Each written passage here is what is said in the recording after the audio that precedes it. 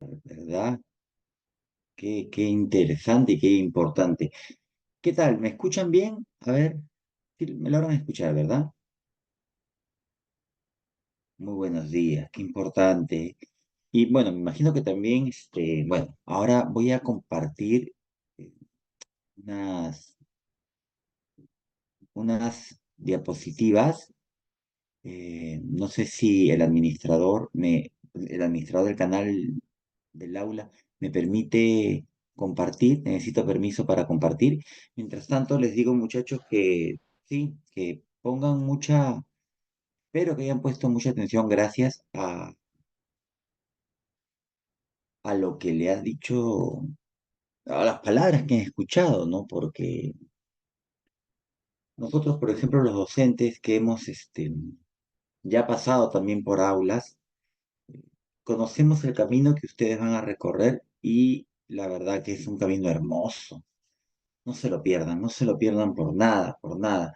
La vida nos va a llevar por muchos senderos, ¿verdad? Nosotros podemos hacer muchos planes y la vida se encarga de llevarnos a donde nos deba llevar, pero hay que darle una dirección. Ser parte del mundo académico, de las carreras, de las profesiones, es algo muy bonito. La preparación, yo todavía recuerdo con mucho agrado mis años de preparación, el tiempo de preparación y ni qué decirles de la vida universitaria, ¿no? La vida universitaria es maravillosa y es algo que ustedes van a disfrutar mucho, mucho, mucho, mucho, mucho. Así que vamos a comenzar. Ustedes ya saben que estamos en el curso de psicología. La semana pasada tuvimos una, vamos a decirlo así, pequeña clase de introducción. ¿Recuerdan? Vimos algunas preguntas de examen, algunas parecían sencillas, algunas no tanto, y nos dimos cuenta que, digamos, que psicología es un, vamos a decirlo así, es un curso que tiene que ver mucho con nosotros, entonces siempre termina siendo un tanto apasionante. Mucha gente me dice, profe, ese curso me gusta, me llama la atención. Muy bien, claro, ¿cómo te va a gustar si habla de ti? La psicología habla de nosotros. Vamos a comenzar hoy rápidamente, porque hay mucha información de compartir, pero es información que no les va a costar asimilar, porque como les digo, la psicología eh, trata de nosotros y por eso se nos va a hacer familiar. Bienvenidos pues al curso de psicología. Esta semana, la semana uno, vamos a ver psicología como ciencia. Psicología como ciencia. Y para ello vamos a hacer un, vamos a meternos en una nave espacial, así, y vamos a tratar de viajar en el tiempo. Vamos a tratar de viajar en el tiempo. A ver, ustedes son el área ABC, ¿verdad, chicos? Confirmen. Entonces, sí. ¿Cuántas preguntas de psicología vienen para ustedes? Yo sé que para el área A viene como 5, 6. Ah, ya, 6, 6, ¿verdad? 6 en el A. Oye, es un montón de preguntas, ¿eh? Es un montón. No hay que dejar pasar la oportunidad de resolver. Entonces vamos a ir de a poco con la psicología para que no quede dudas y cada semana tratemos de abordar todo lo que tiene que ver con psicología. A ver, veamos. Ujú. Eh, vean esta primera diapositiva. ¿Cuáles crees que son las funciones de un psicólogo? ¿Qué crees que está haciendo ese psicólogo de la izquierda? A ver, ¿quién me dice? Bueno, esta psicóloga. ¿Qué está haciendo esa psicóloga de la izquierda? Escuchando, observando también, analizando al paciente también, escuchando. Interesante. Evaluando puede ser. Ya, ¿y el de la derecha qué puede estar haciendo?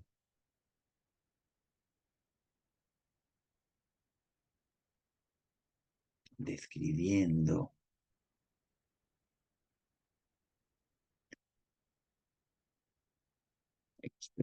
Viviendo su estado. Un test parece, sí, exactamente. Yo también creo que está haciendo una autoevaluación, un test, ¿no? Porque se pueden leer las palabritas. Entonces, generalmente, y esto es bastante común, cuando una persona escucha a otra persona decir, vengo de ver a un psicólogo. Cuando tú escuchas que alguien dice, vengo de ver a un psicólogo, ¿qué piensas? ¿Qué es lo primero que piensas? La verdad,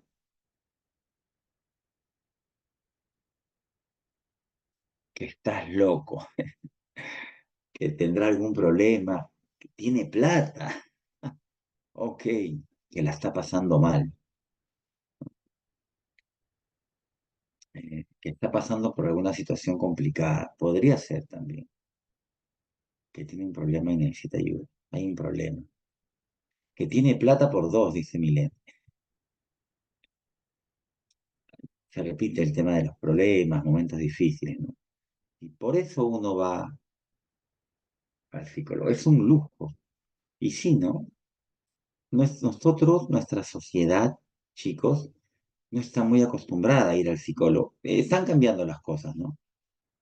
Pero antes, imagínate, era imposible, era inviable. Si tú le decías a un abuelo, abuelo, voy a ir al psicólogo, te decía, ¿qué?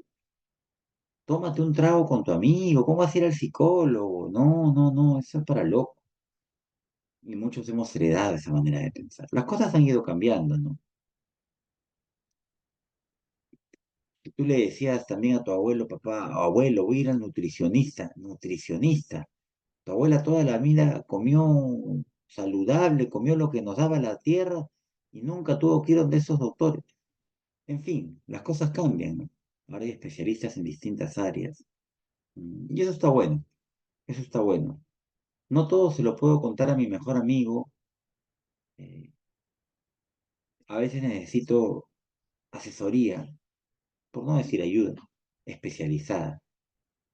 Por ahí John me dice, confunden la psicología con la psiquiatría, son cosas distintas. Recuerden que psiquiatría es una rama de la medicina. La psiquiatría es una rama de la medicina. Tú para ser psiquiatra tienes que estudiar medicina. ¿Ok? Bueno, volvamos a la nave espacial de las que le estaba hablando. ¿Ya? Vamos a viajar en el tiempo. Vamos a viajar en el tiempo y contarles a ver desde dónde se origina esto de la psicología. Vamos a ver, si estábamos hablando de que íbamos a mencionar a la psicología como ciencia, hay que ir a los antecedentes. Y ya después vamos a ir viendo los siguientes temas de la clase. Vamos a comenzar entonces estos antecedentes, veamos. Vean ustedes. Aristóteles. ¿Qué les puedo decir sobre Aristóteles, no? Aristóteles es considerado el padre de muchas cosas, ¿no? Más allá de Nicómaco, que es también su hijo, Aristóteles es padre de muchas cosas porque él abordó muchos temas y habilidad. Aristóteles es considerado de las padres de la psicología precientífica. Ojo, de la psicología precientífica porque abordó temas muy vinculados al quehacer psicológico. Tiene un libro llamado Peripsique, que los voy a poner en el chat ahí. Peripsique. Peripsique. Vean ahí en el chat he puesto. Ah, pero se lo he puesto solo a...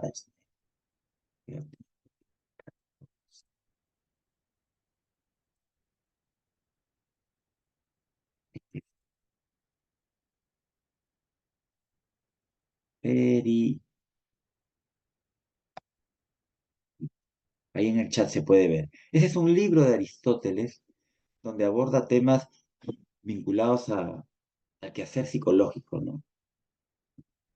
Aristóteles era un tipo que sistematizaba mucho los conocimientos, escribió mucho.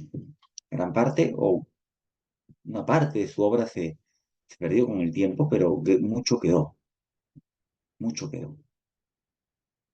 A ver, vamos a ser muy honestos, chicos. Eh, la pregunta mejor. ¿A quién se le considera la madre de todas las ciencias? Es una pregunta que creo que ya les hice. ¿A quién se le considera la madre de todas las ciencias? A la filosofía, muy bien. ¿Por qué? Porque ustedes saben que la actitud filosófica es totalizadora, ¿no? Quiere abordarlo todo, quiere saberlo todo. Entonces, dentro de todas esas cosas que hablaba, especulaba la filosofía, estaban pues temas que estaba la psicología.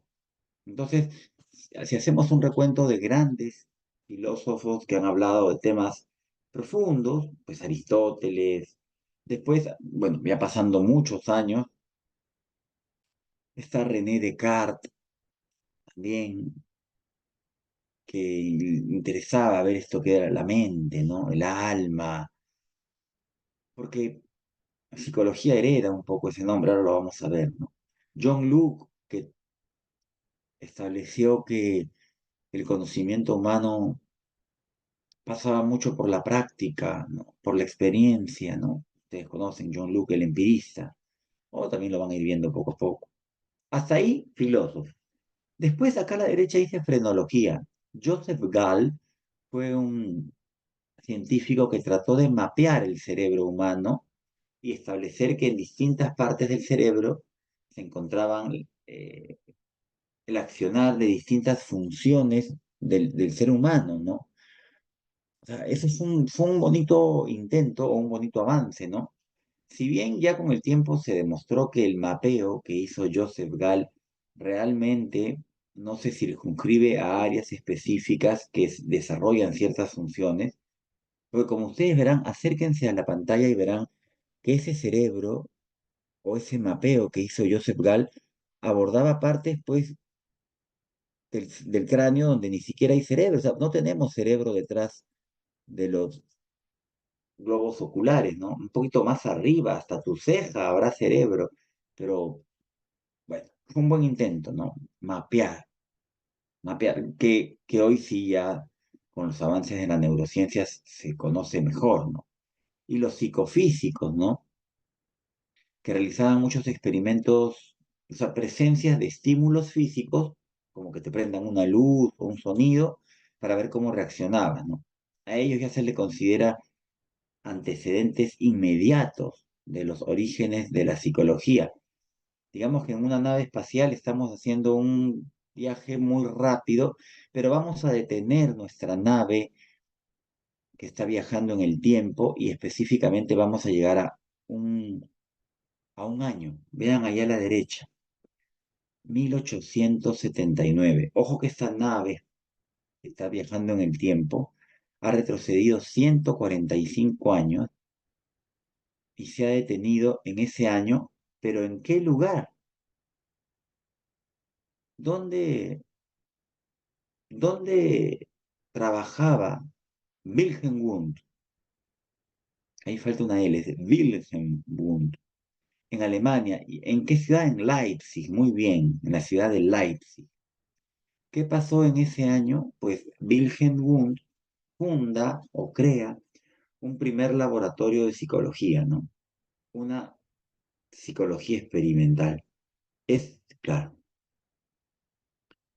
eh, él comprende la mente como una estructura que se divide en tres partes, o átomos también, tres partes, que es sensaciones, imágenes y sentimientos. Sensaciones, imágenes y sentimientos. Y trata de estudiarle mediante un método experimental, ¿no? Introspectivo, ¿no? Te aplico un experimento y trato de ver cómo reaccionas ante él, ¿no? Quiero también mencionar lo que dice allá a la izquierda, ¿no? ¿Qué es psicología? Lamentablemente, yo lo digo así, la psicología ha heredado este nombre que a mí no me gusta mucho, ¿no? Psicología que significa estudio del alma. Y yo digo lamentablemente porque la psicología no estudia el alma. Pues nadie estudia el alma, porque el alma no se puede estudiar, porque el alma es un concepto metafísico, abstracto. Ustedes no me pueden decir si tienen alma o no. En todo caso, no me lo pueden asegurar, no me pueden decir dónde está su alma. pero ha heredado este nombre la psicología. Recuerden que el concepto de alma que nosotros tenemos ha sido cristianizado. Alma como entidad espiritual del ser humano, bueno, antes no se entendía sí que así, sí que se entendía más bien como mente, vamos a ponerlo así, como mente.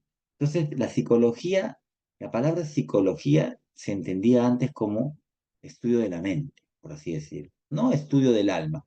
Eso es lo que pues, se traduciría, ahora, etimológicamente hablando, estudio del alma.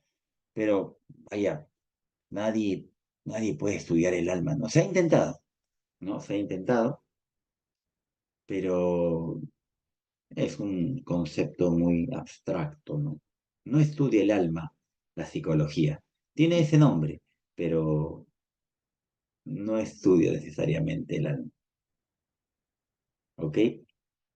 Estudia los procesos psíquicos a través de la conducta. Bueno, esa sería una definición bastante actualizada, bastante moderna, ¿no? A la que vamos a llegar. ¿Eh?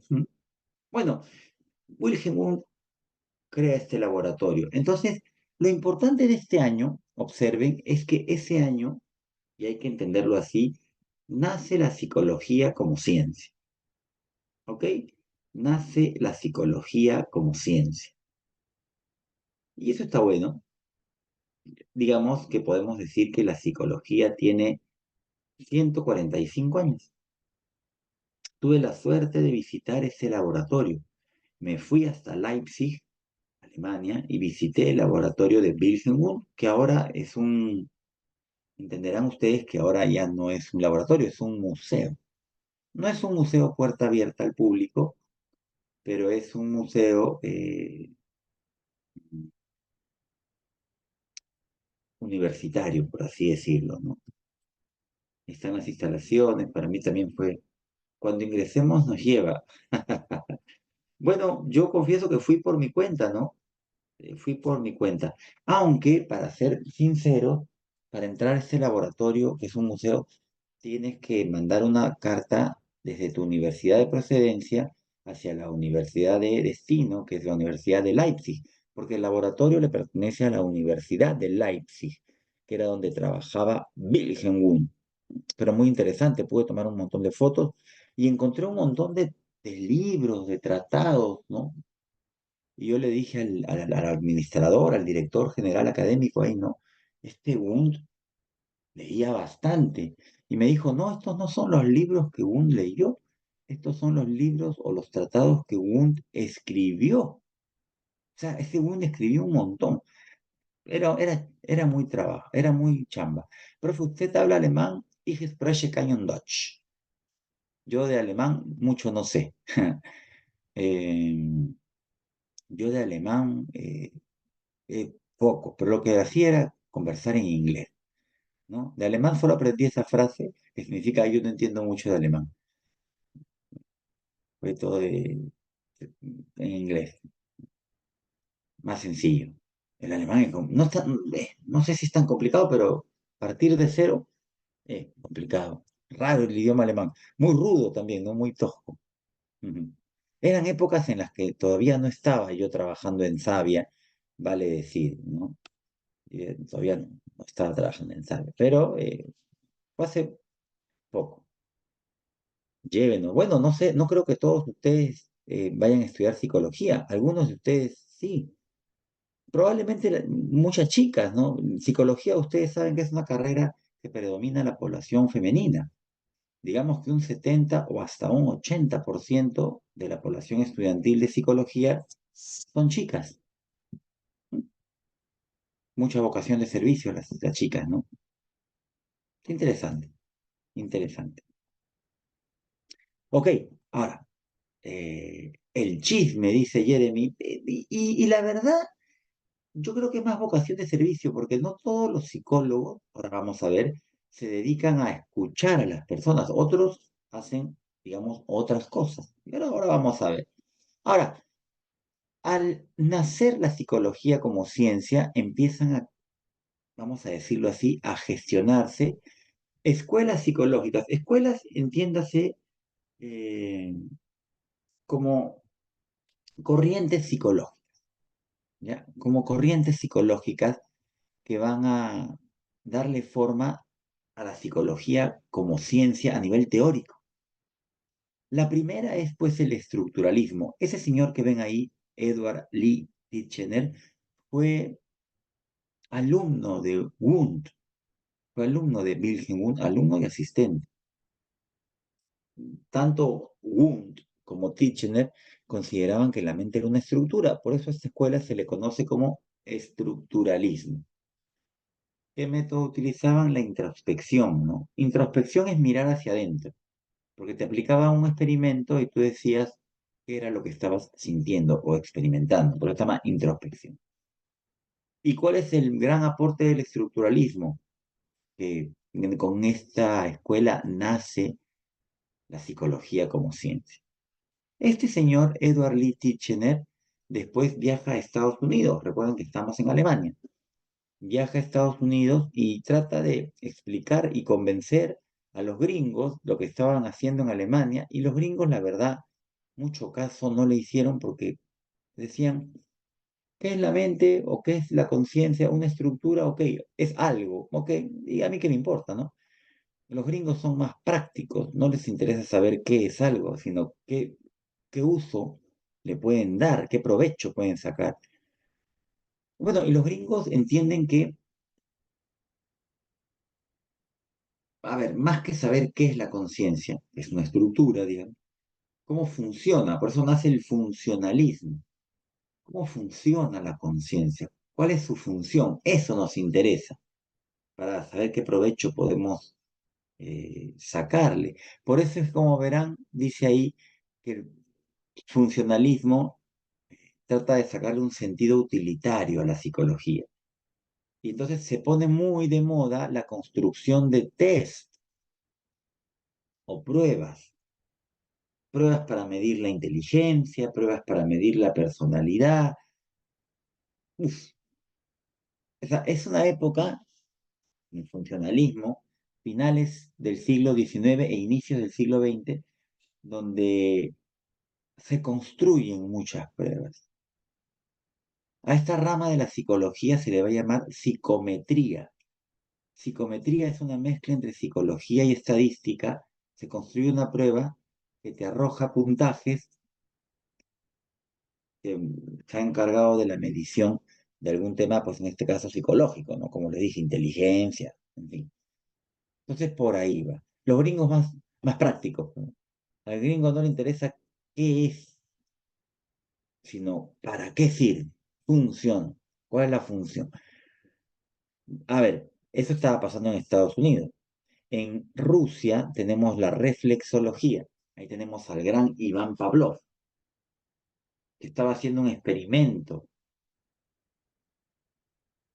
Quería saber, o sea, reflexología, acuérdense, viene de reflejos.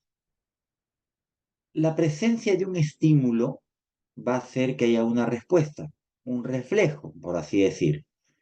Una respuesta o un reflejo. Ya, ellos estudiaban eso, ¿no? Sobre todo en animales y después todo eso se ha extrapolado en seres humanos, donde obviamente es más difícil experimentar, ¿no? Nosotros respondemos ante la presencia de estímulos y a veces nos acostumbramos a la presencia constante de esos estímulos y quedamos condicionados, ¿no? Y a eso lo vamos a ir viendo más adelante, pero es muy interesante lo que hizo la reflexología. Y vale decir, vean ahí a la izquierda, reflexología influyó mucho en lo que va a ser el conductismo. Vale decir, muchachos, que no hay mucho misterio en lo que estudiaba el conductismo. La misma palabra lo dice. El conductismo, pues, le interesa estudiar la conducta. El conductismo no quería estudiar la mente. Y aquí vamos a detenernos.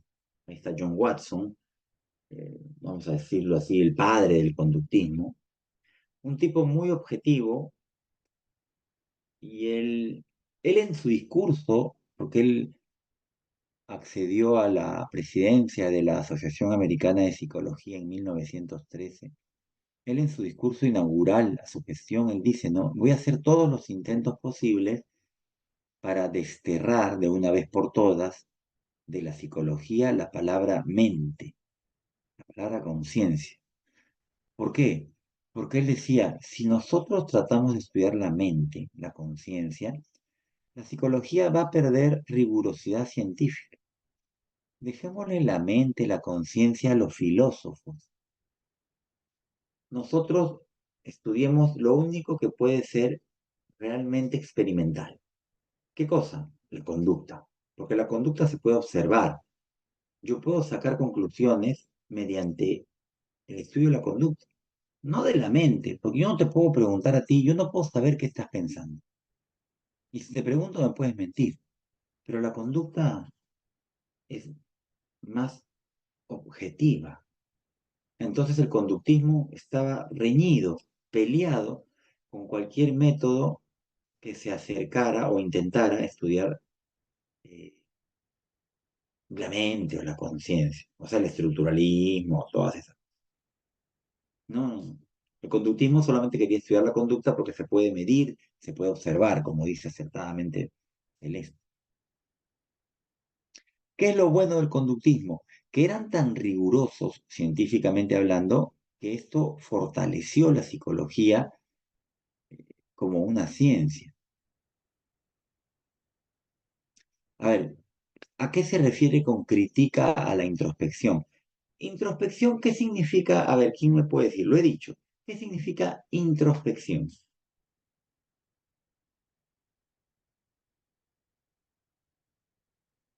De repente alguien, ¿qué significa introspección? Claro, introspección es mirar hacia adentro. Intro. Hay intro y hay extro. Intro es mirar hacia adentro. Entonces yo te hago un experimento y te digo, ¿qué estás sintiendo? Eso es introspección. Yo miro hacia adentro y te digo, siento como que hay un sonido. Ya, introspección. Ya, al conductismo le importaba tres pepinos la introspección. Ellos no querían que les cuenten qué estás sintiendo. Ellos observaban y registraban. Observaban y registraban. No te preguntaban qué estás sintiendo. No les servía. Como te digo, me puedes hasta mentir. No les gustaba la introspección. Ellos querían la observación directa. ¿Mm? Por eso se dice ahí critica la introspección. ¿Ok? Interesante. Y vean acá. En Alemania aparece una escuela llamada la Gestalt. Ahí tenemos a Max Wertheimer, uno de sus grandes representantes.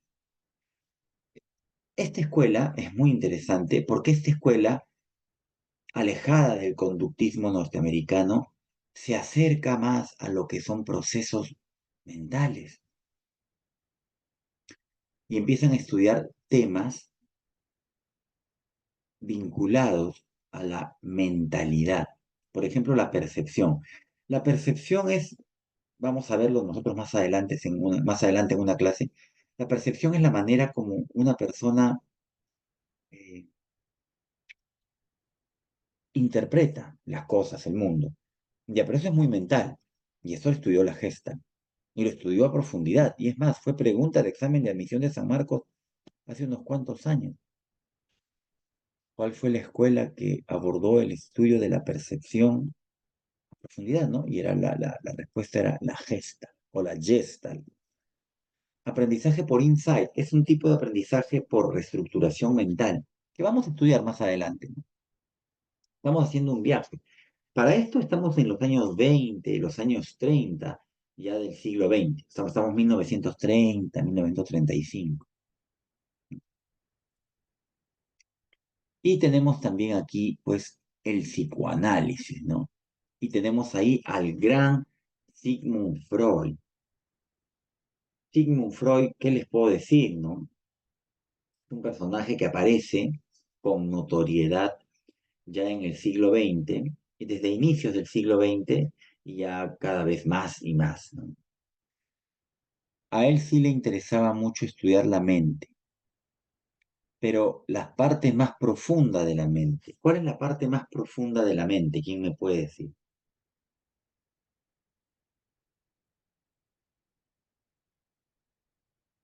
Claro, muy bien, el inconsciente.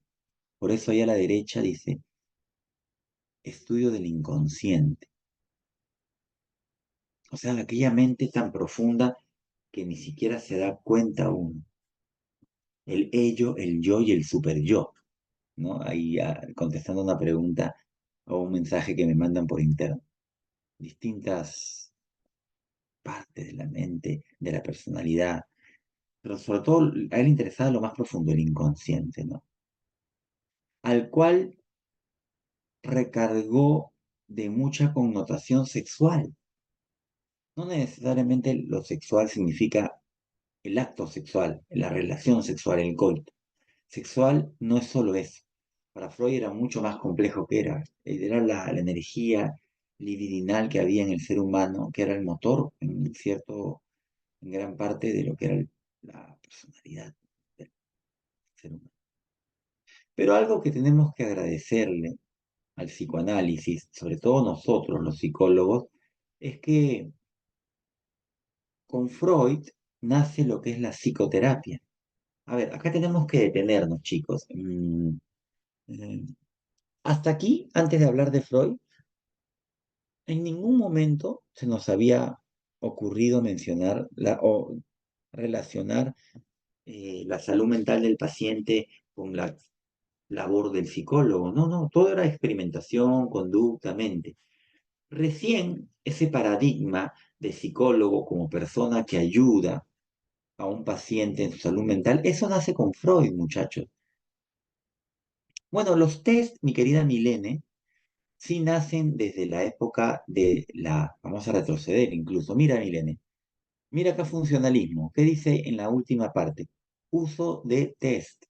Los test en psicología nacen desde la época del funcionalismo, o sea, desde los inicios de la psicología. Titchener y Wundt también lo utilizaban o también comenzaron a utilizarlo, pero el funcionalismo le dio tremenda importancia. Uf, para el funcionalismo hacer pruebas era todo, todo. Ahora, la psicoterapia nace con Freud. Pregunta, de repente alguien lo sabe, ¿qué profesión tenía Freud? ¿Freud qué era? No era carpintero, no era gasfitero. ¿Qué era Freud? Era médico. Muy bien. Freud era médico. Recién en este punto, la medicina y la psicología, claro, era neurólogo, muy bien. Recién en este punto la psicología y la medicina se cruzan. La psicología estaba viendo otras cosas, mente y conducta.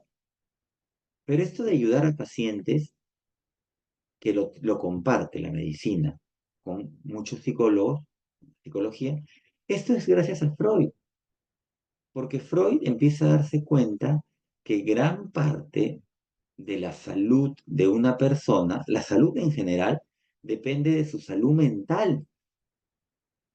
Pero bueno, eso no nos llama la atención hoy en día. Y les puedo poner un ejemplo muy sencillo. Ustedes saben que las personas que están estresadas, el estrés es un problema mental, terminan sufriendo de dolencias físicas, ¿verdad? O sea, esto no le llama la atención a nadie. O sea, lo mental puede complicar lo físico. Ya, eso lo entendió Freud. Y entonces él desarrolló métodos para tratar de conocer estos problemas de origen mental, para tratar de resolver problemas de magnitud física. Entonces Freud es un punto de quiebre en la psicología. Por eso es que los psicólogos, muchos, respetan y quieren mucho a Freud, que era un médico, que era un neurólogo y que hizo mucho por la psicología y que al final convirtió, emparentó, vamos a decirlo así, familiarizó a la psicología y a la medicina, ¿no? Como ciencias de la salud, ambas eh, abocadas a que la persona recupere la salud mental que por alguna razón perdió o se ha resquebrajado, ¿no? Entonces es muy interesante lo de Freud. Vale decir, muchachos, que no a todos los psicólogos en su momento les gustó Freud. Hay psicólogos que dicen, este Freud es un charlatán. ¿Saben quiénes, sobre todo, vamos a decirlo así, odiaban a Freud? Esos que están a la derecha, los conductistas. Los del conductismo no soportaban a Freud, decían, este tipo, nosotros estamos tratando de estudiar la conducta, lo más observable, y aparece este tipo para estudiar no solo la mente, sino lo profundo de la mente, el inconsciente. Fuera,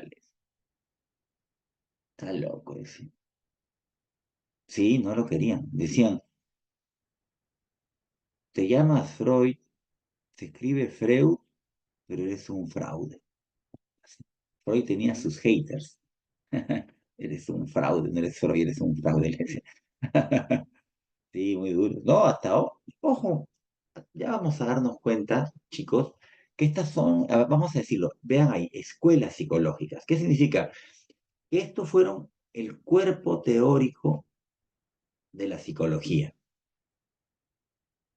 Jimena me dice, profesor, pero el conductismo tenía razón. Digamos que en parte tenía razón porque Freud quería hacer una ciencia. Él quería, es más, él lo llamó la ciencia del psicoanálisis, pero a Freud le costaba mucho ceñirse al método científico. Ustedes saben que hay un método científico, ¿no? Ahora vamos a hablar un poco de él, pero Freud utilizaba herramientas poco tradicionales, por ejemplo, el análisis y la interpretación de sueños.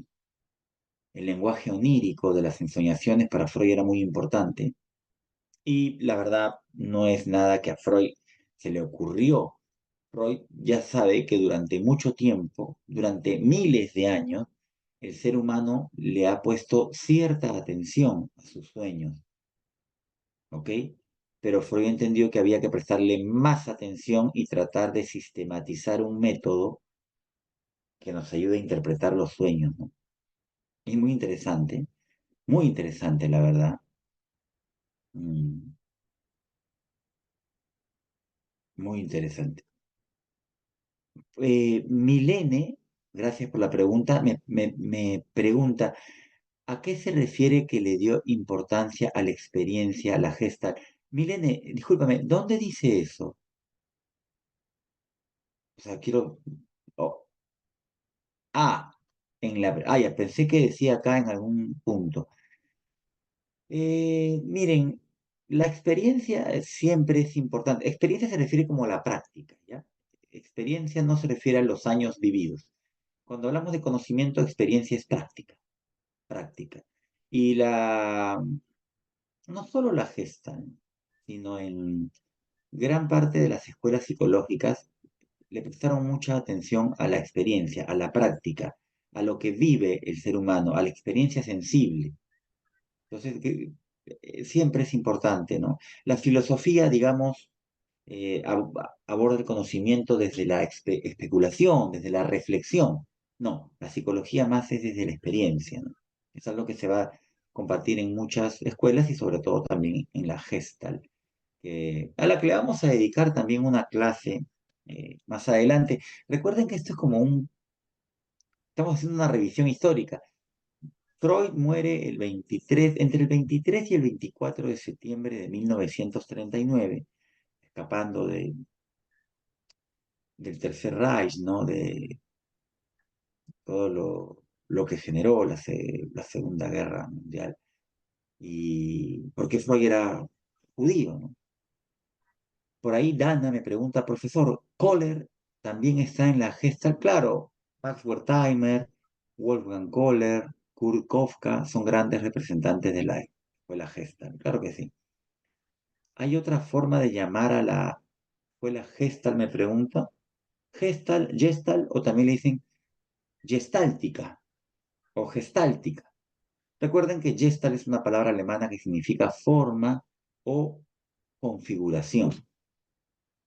Profe, ¿qué era el insight? Era un método de aprendizaje muy mental, un método de aprendizaje muy mental, de descubrimiento mental. ¿Ok? Sí, igual, ojo, cada uno de los temas, todo lo que es psicoanálisis, vamos a tocarlo a profundidad. Ahora estoy mencionándole las escuelas, ¿no? Porque es una primera clase, pero nosotros vamos a tener de cada una de estas escuelas una clase. Así que, uff, tranqui. Imagínense si tuviéramos una clase, o sea, una explicación muy profunda de cada una de las escuelas. Esta clase tendría que durar 10 horas. Pero ahora estamos haciendo como un viaje, comenzando con el estructuralismo, seguimos avanzando, llegamos al psicoanálisis. Chicos, hasta el psicoanálisis llegamos. Estos son escuelas. Ya hoy en día no se utiliza mucho la palabra escuelas, se utilizan más enfoques, porque enfoques es una palabra más completa que trata de explicar cómo abordas tu trabajo psicológico hoy en día. Entre psicólogos se dice, ¿no? ¿Tú qué enfoque utilizas?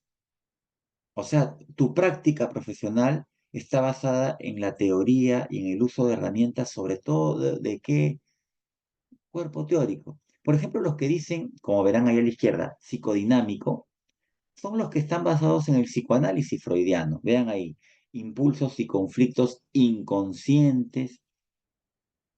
Muchos de tus problemas, trastornos mentales o trastornos psíquicos tienen influencia sobre todo en tu primera infancia. Y ahí hay la lista de algunos grandes representantes.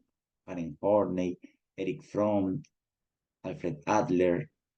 Sí, bueno, Carl Jung, mi querida Rosemary, Carl Gustav Jung fue el principal sucesor de Freud y él ya después vamos a decirlo así, se divorcian y Jung funda su propia escuela que se llamó Psicología Analítica. Psicología Analítica. Es re volada. Jung después se metió a estudiar muchas culturas eh, en el mundo. O sea, Jung, que era psiquiatra, no solo estudió psicoanálisis a profundidad, sino después se metió a estudiar prácticamente antropología, usos, costumbres, tradiciones de distintas culturas a través de la historia y encontró muchas cosas que se relacionan entre sí en el conocimiento humano, lo que él llamó arquetipos, y él plantea el término de el inconsciente colectivo, ¿no? Hay cosas que se repiten en todas las culturas.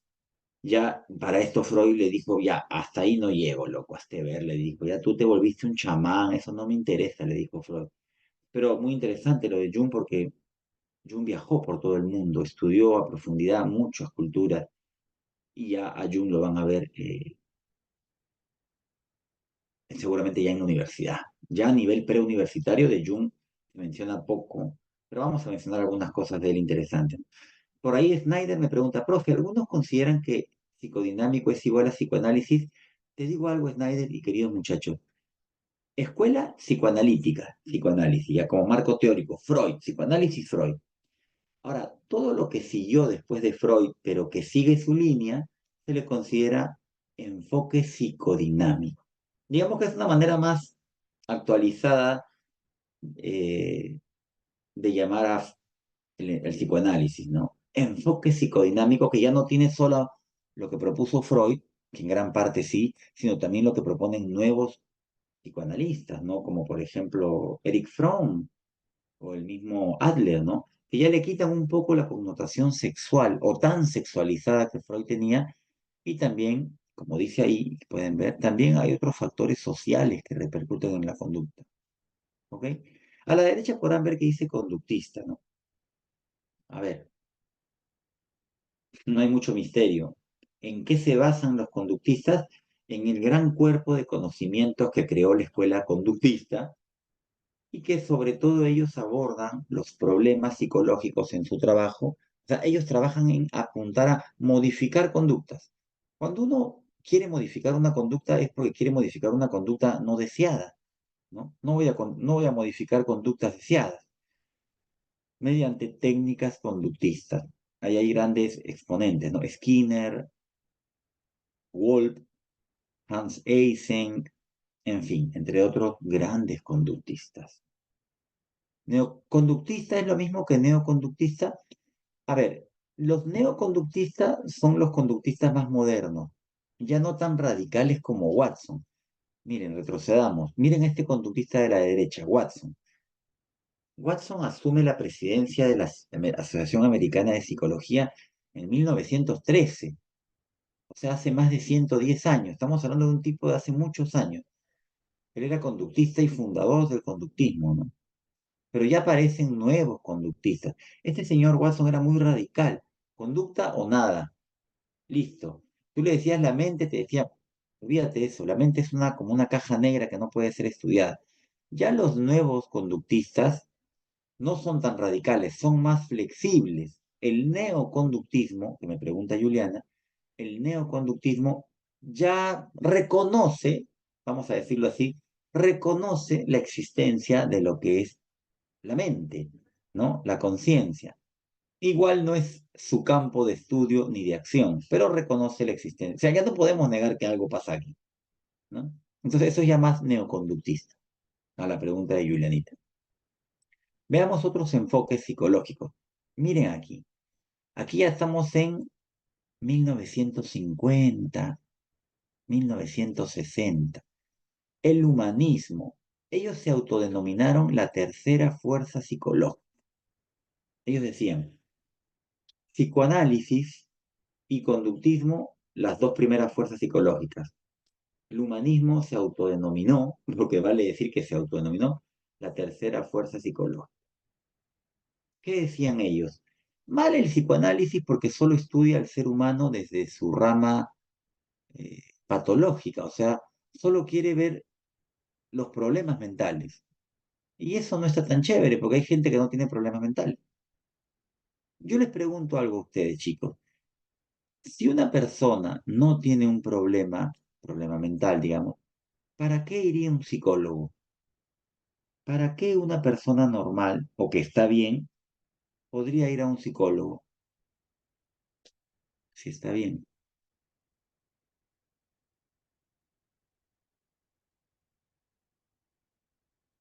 Para mantenerse bien o para estar incluso mejor, ¿verdad?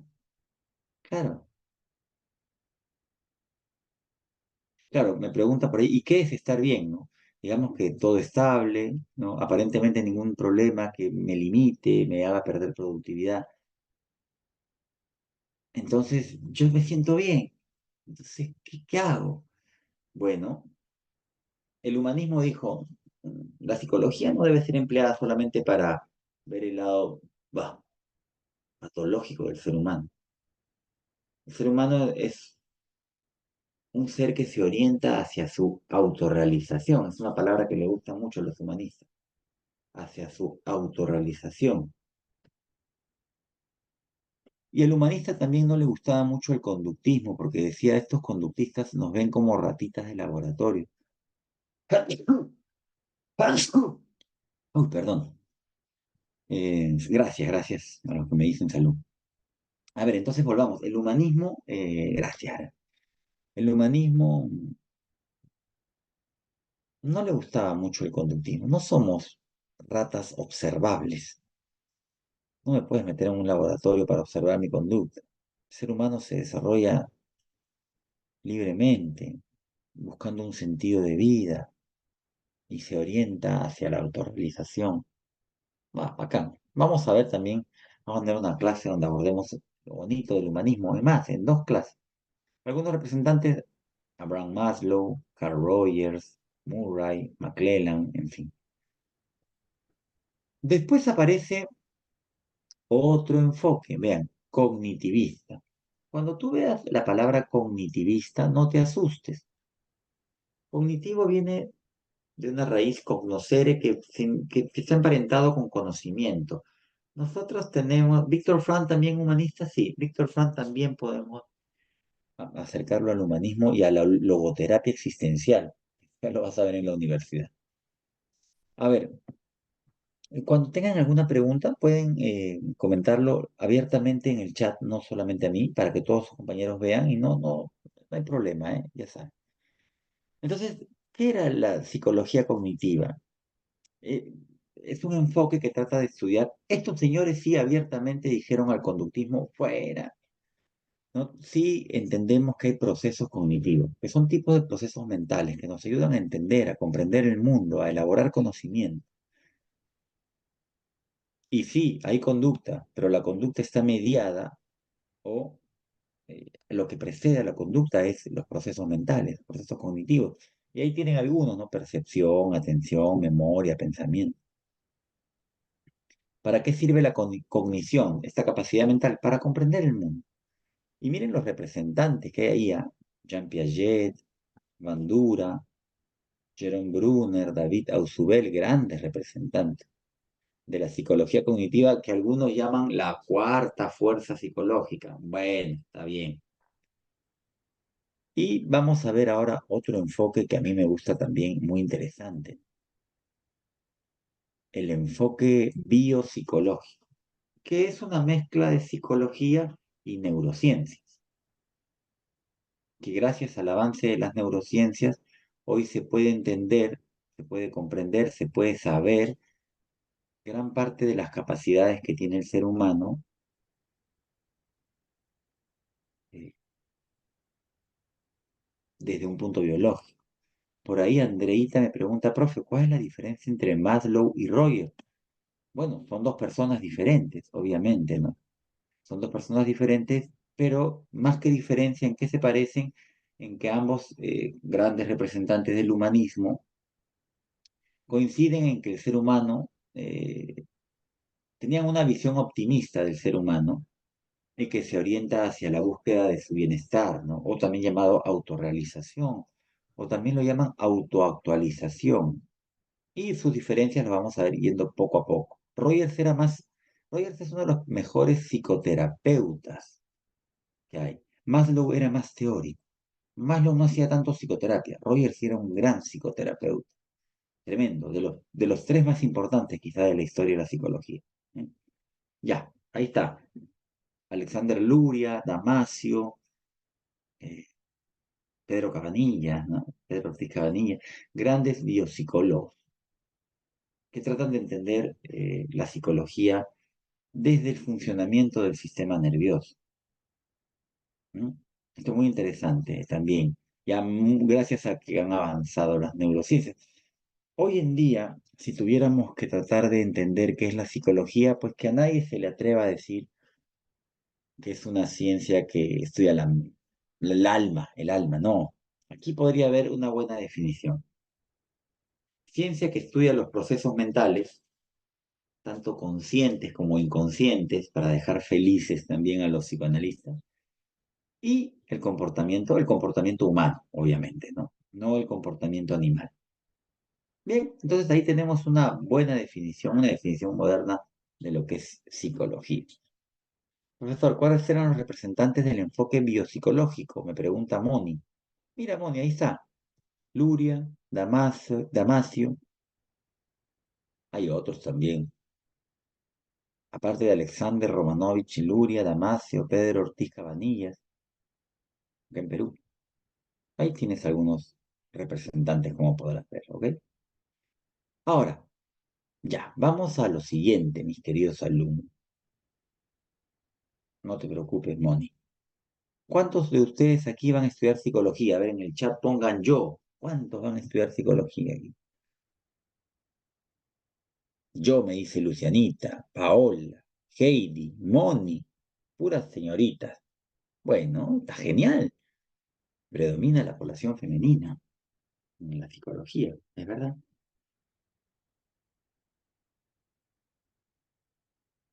Alguien por ahí me dice, yo no, pero me gusta. Sí, como le digo, la psicología tiene muchas cosas interesantes porque habla de nosotros. Mm. Profe, quiero saber si mi enamorada me miente o no me miente. Estudia psicología. Ajá. Profe, quiero saber por qué la gente se porta mal. Estudia psicología. Entonces, profe, quiero saber por qué los criminales a veces actúan como actúan. Estudia psicología.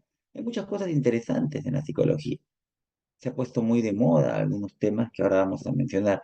Vean estas dos áreas, allá a la izquierda del... Milene me pregunta, profe, en humanismo, ¿a qué se refiere conciencia sobre experiencia? Lo vi en la pre. Bueno, no utilizaría exactamente eso, ¿no? Pero mm, no sé si utilizaría exactamente ese término, conciencia sobre la experiencia. Yo no, por lo menos, ¿no? Así que habría que preguntar a la pre a qué se ha referido, ¿no?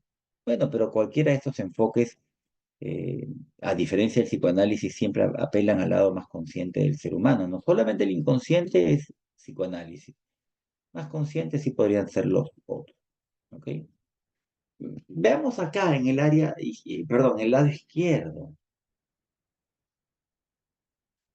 Psicología básica y aplicada. No te asustes, no te preocupes. Cuando hablamos de psicología básica, hablamos de toda la teoría que hay y toda la teoría que se genera. La investigación científica, lo académico, los cursos que estudias en la universidad. Es psicología básica. También algunos le dicen psicología teórica, psicología pura. Vean abajo, ahí de color verde dice psicología aplicada. Ya, eso, lo que dice psicología aplicada, es a lo que tú te dedicas ya en el campo laboral. Tú cuando terminas la carrera, y ya incluso desde antes, vas eligiendo hacia qué rama te vas. Y ahí a la derecha van a poder ver las principales ramas. Por ejemplo, tenemos psicología clínica, ¿no? ¿De qué trata? Podrán ver diagnóstico y tratamiento de desórdenes conductuales y emocionales. Y aquí yo les pregunto, ¿dónde puedo encontrar un psicólogo clínico? ¿Dónde los encuentro trabajando?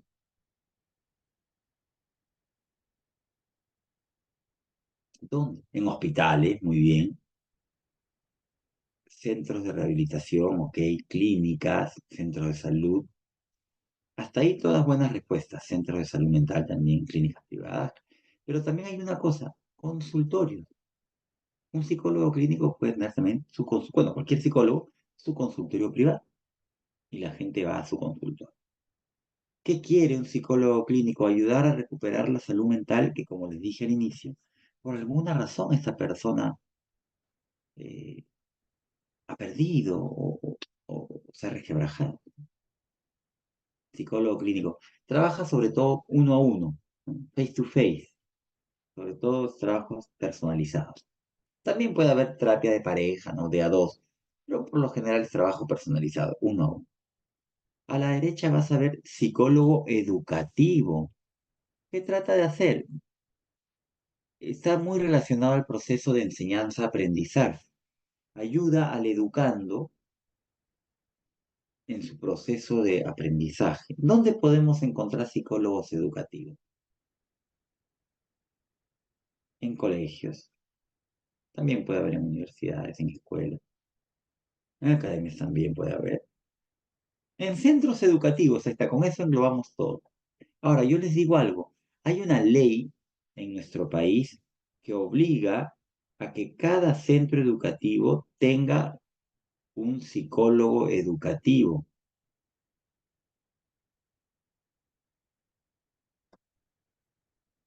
No se cumple esta ley. ¿Por qué creen que no se cumple esta ley?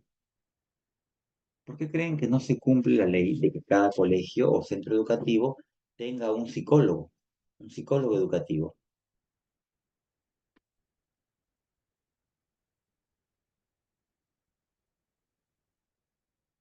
Por ahí que algunos centros educativos no lo ven necesario, claro. Algunos colegios no tienen el presupuesto, también vale decir. Y hay otra razón muy importante. No hay tantos psicólogos educativos, es cierto. A ver, hay que ser justos. ¿Cuántos centros educativos habrá en el Perú? Yo me imagino que decenas de miles. No hay decenas de miles de psicólogos educativos. ¿Qué? Si hay 3.000, 4.000 es mucho. Debería haber más, ¿no? Pero no hay. Los chicos ahora quieren ser influencers, youtubers. Pero se necesitan psicólogos educativos, ¿no? Se necesitan. O sea, chamba fija, sí, se necesita. O sea, psicólogo influencer. Sí, bueno, hay algunos psicólogos Hay muchos psicólogos jóvenes también que están imbuidos en nuestros tiempos, ¿no? Y están enamorados de los likes, están enamorados de los seguidores, ¿no? Como muchos jóvenes. Y caen en la tentación de eh, crear contenido, lo cual es genial. Hay contenidos interesantes, pero a veces, o sea, yo no puedo hacer contenido siempre interesante, o sea, no soy tan interesante como para todo lo que diga, siempre ser interesante. Entonces a veces caen en la tentación de lo controversial y eso ya no es tan interesante académicamente hablando. Pero bueno, ahí va. Después tenemos psicología organizacional. A ver, acá no se lo voy a preguntar yo les voy a decir. A ellos los encontramos en organizaciones, en empresas, ¿no? Trabajan el tema de la convocatoria, selección de personal, capacitación, motivación y todo lo que gira dentro del clima, todo lo que se encuentra relacionado al clima organizacional. Y aquí viene la pregunta. Sí, yo sé que en empresas. ¿En qué área de las empresas se encuentra el psicólogo organizacional? ¿Están en un área, no están en la portería ni en limpieza? ¿En dónde está? Muy bien, recursos humanos, en el área de recursos humanos. Ahí está el psicólogo organizacional. Ha crecido mucha esta área, tanto así que San Marcos se ha visto en la obligación de tener facultad de psicología y de psicología organizacional. Porque muchos psicólogos se dirigen a esta área. Y tenemos también psicología social, ¿no? Trabaja sobre las dinámicas sociales, roles sociales, los grupos. El psicólogo social trabaja con grupos. También se le puede decir psicólogo comunitario. San Marcos sí no tiene área de psicología social, la católica, la Pontificia Universidad Católica sí. Ellos sí trabajan con grupos.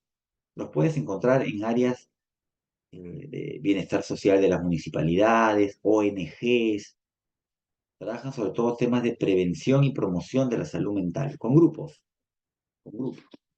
A diferencia del psicólogo clínico que trabaja con una persona face to face, el psicólogo social sí es con grupos. Interesante. A ver, hay otras áreas de la psicología, pues sin duda. Por ejemplo, ahí está, Alison pregunta, ¿la psicología forense en qué estaría trabajando? La psicología forense trabaja con todo lo que sucede alrededor de una escena del crimen, desde lo psicológico, pues, ¿no? El tipo de sangre de la víctima no me interesa a mí, sino todo lo que puede girar en torno a una escena del crimen desde lo psicológico. También está relacionado a temas judiciales, ¿no?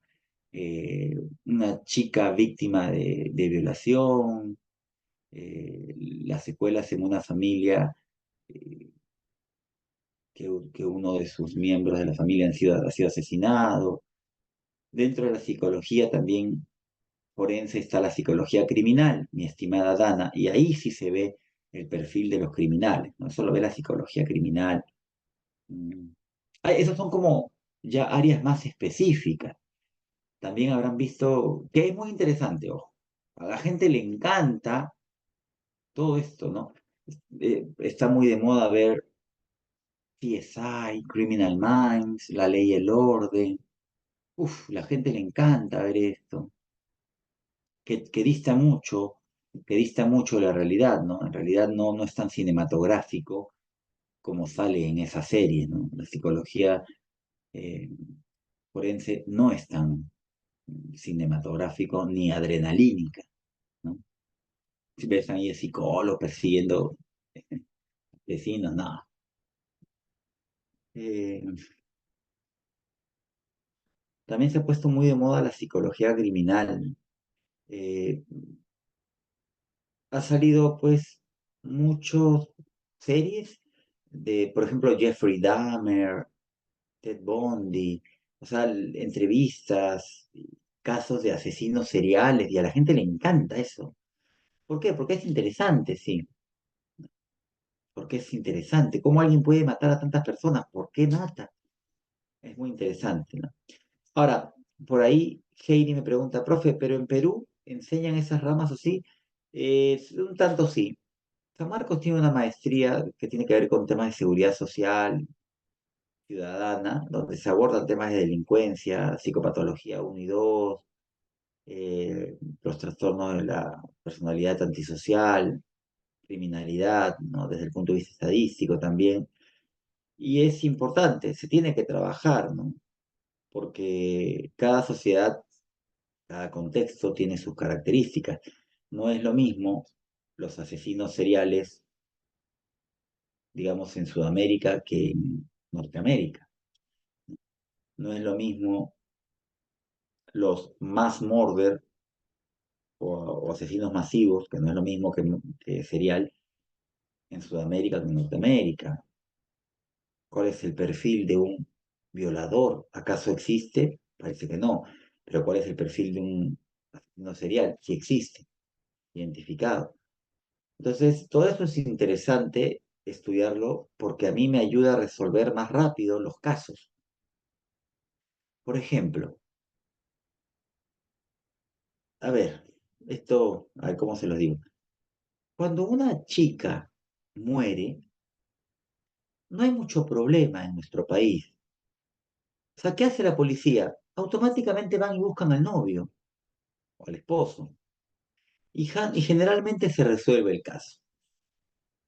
Ahora, entendemos que no ha sido ni el novio ni el esposo. Listo, busquemos al ex. Y el 90% de los casos se resuelve así, ¿no? Acá los crímenes pasionales son bastante, pues, tercermundistas, ¿no?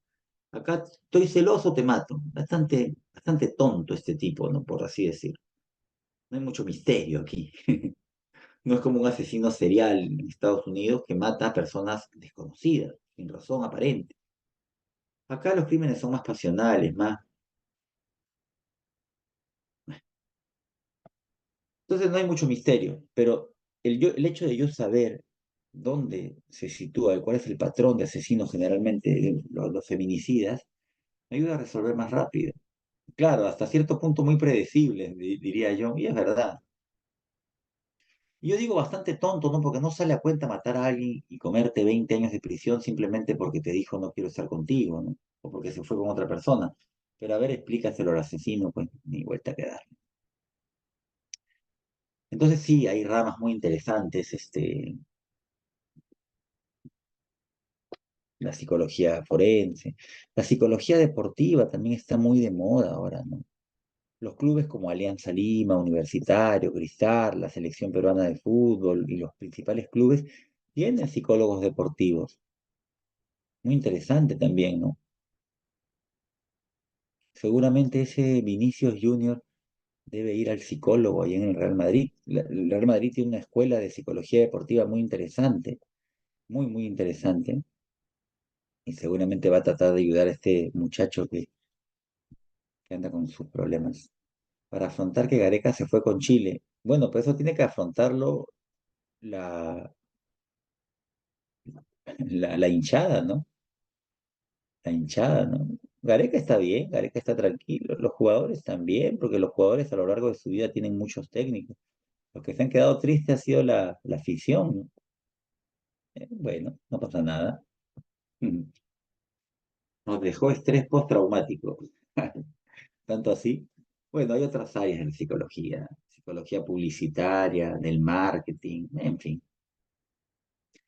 Anda facturando Gareca y está bien, ¿no? Le corresponde, ¿no? Si acá no, por ahí que no se le valoró tanto, ¿no?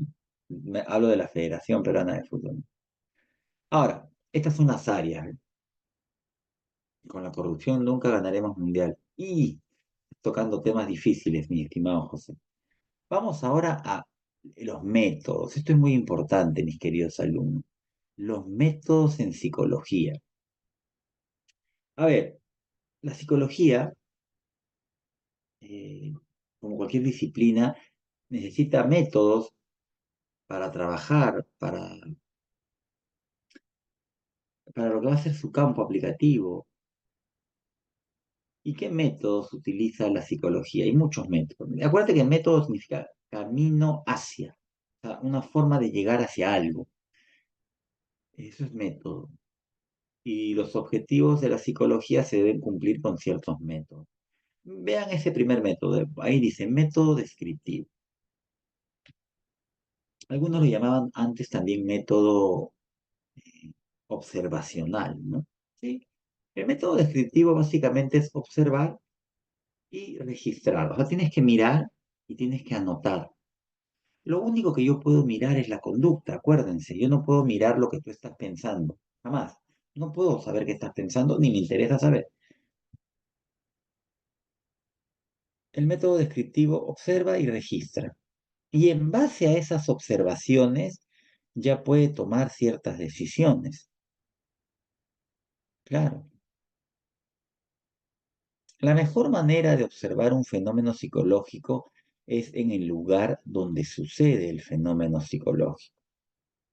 Si yo escucho que hay violencia dentro de un aula, lo mejor es observar a los alumnos en el aula.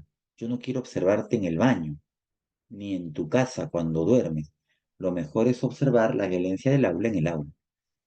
No siempre es fácil, ¿no? Porque cuando se extrapola el objeto de estudio hacia un laboratorio, pues ya la conducta no es la misma.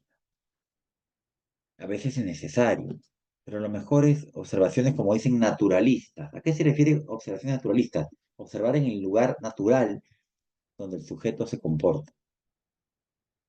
¿Qué es lo bueno del método descriptivo? Que es muy barato. ¿Cuánto me cuesta observar y registrar? Nada. Solo necesito mis ojos, una persona que sea especializada en observación de conductas, y anotar, pues, lápiz y papel, es muy barato. ¿Qué es lo malo del método descriptivo? Que yo podré observar todo lo que quiera, pero si a mí alguien me pregunta, profe, ¿ya vio cuáles son las características de la conducta violenta de los alumnos en el salón X?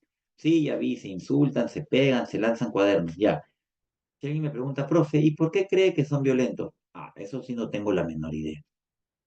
El método descriptivo no te dice el por qué pasan las cosas, solo te dice cómo pasan, o sea, describe, pero por qué sucede eso no lo sabe el método descriptivo, ni idea, ¿ok? Esa es una limitación del método descriptivo. Ahora, el método correlacional. Esto es muy sencillo, ¿no? Correlacional. Trata de relacionar variables. Vean ahí, dice, ¿no? Detectar las relaciones entre variables. Yo quiero detectar si un fenómeno psicológico se relaciona a otro fenómeno psicológico, ¿ok? Aquí en este método se calcula la asociación o relación estadística que puede haber entre dos variables, generalmente dos variables o dos temas psicológicos. Por ejemplo, yo quiero saber, vean ahí, dice, relación entre el bagaje léxico y la comprensión lectora en jóvenes universitarios de Guaral. Las personas que tienen mayor bagaje léxico, tienen mayor comprensión lectora, hay una relación directa. Mayor bagaje léxico, mayor comprensión, ahí habría una relación directa. Ahora, si a mayor bagaje léxico, menor comprensión, sería una relación indirecta. Cuando se trata de ver la relación entre variables, generalmente dos, método correlacional. Ahora, veamos el método experimental. Este método sí me trata de explicar por qué pasan las cosas. ¿Ok? ¿Por qué pasan las cosas? Acá yo tengo la posibilidad de manipular variables. Vean ahí el ejemplo, dice, efectos de un programa de comportamiento prosocial en las habilidades sociales de escolares de Moquegua. O sea, yo tengo escolares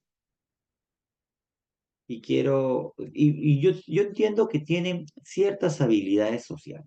eh, sí, pero yo quiero ver si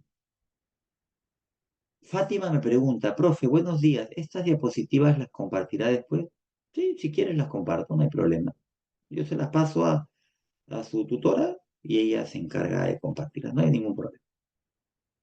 Miren, basándonos en este ejemplo. Profe, ¿en el descriptivo no se podría manipular variables? No, no, en el descriptivo yo establezco cuáles son las variables a observar.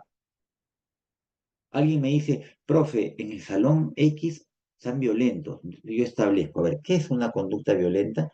Y las observo, pero no las manipulo, ¿ok? En este método, el método experimental, se manipulan variables.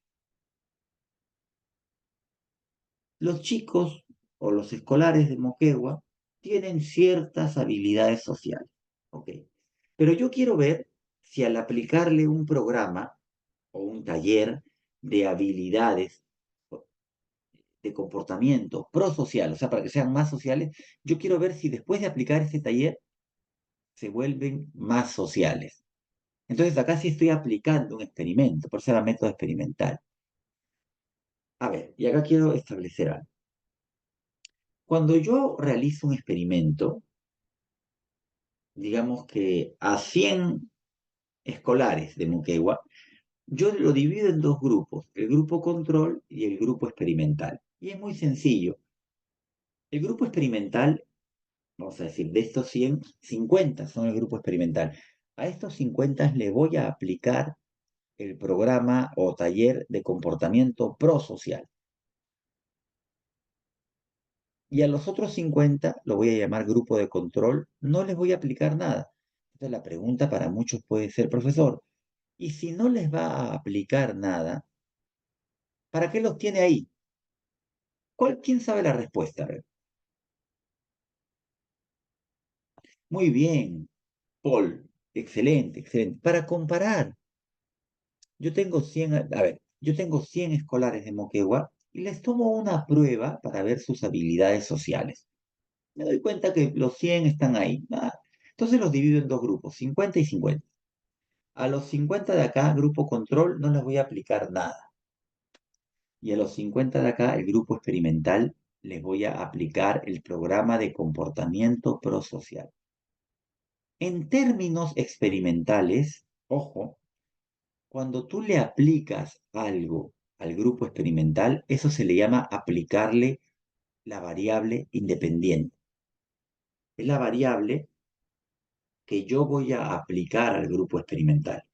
En este ejemplo, la variable independiente, o sea, la variable que voy a aplicar al grupo experimental, es el programa de comportamiento prosocial.